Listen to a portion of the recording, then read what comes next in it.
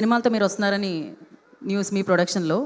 So yeah కరెక్టే కదా అది న్యూస్? మా అమ్మాయి ప్రొడక్షన్ అది.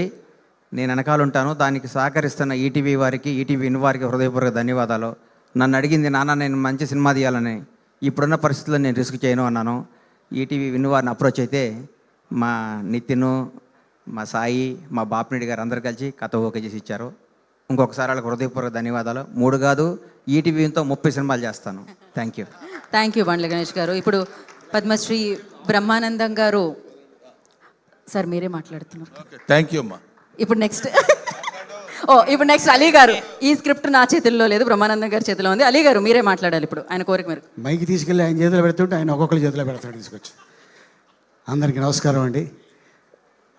ఈరోజు ఈ అద్భుతమైన ఈవెంట్కి బ్లెస్ చేయడానికి మా అన్న the great comedian, Indian Charlie Chaplin Brahmanandam garu రావటం అండ్ శివాజీని ఎంటైర్ క్రూని ఆశీర్వదించడానికి రావడం జరిగింది. కానీ మొన్న రీసెంట్గా ఇంటికి వెళ్ళి కూర్చుంటే, అరే ఏం జరుగుతుందిరా అన్న, ఇది ఇలాగా 6వ తారీఖు శివాజీ సినిమా రిలీజ్ అంటే 3వ తారీఖు ఈవెంట్ ఉంది, అరే ఒక నిమిషం ఉండని కాల్ చేశాను.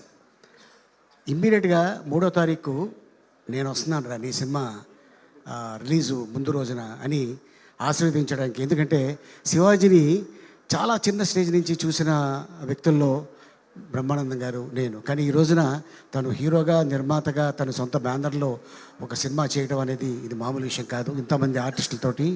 అండ్ అలాగే డైరెక్టర్ సుధీర్ గారికి, అలాగే నిర్మాతలకి, దీంట్లో యాక్ట్ చేసిన నటీనటులకి, అలాగే మొత్తం ఎంటైర్ క్రూకి ఆల్ ద బెస్ట్. అండ్ 6వ తారీఖున ఇది పెద్ద హిట్ చేసి మా శివాజీని పెద్ద నిర్మాత చేస్తారని ఆశిస్తున్నాను. Thank you so much. Thank you Ali గారు, థ్యాంక్ యూ సో మచ్.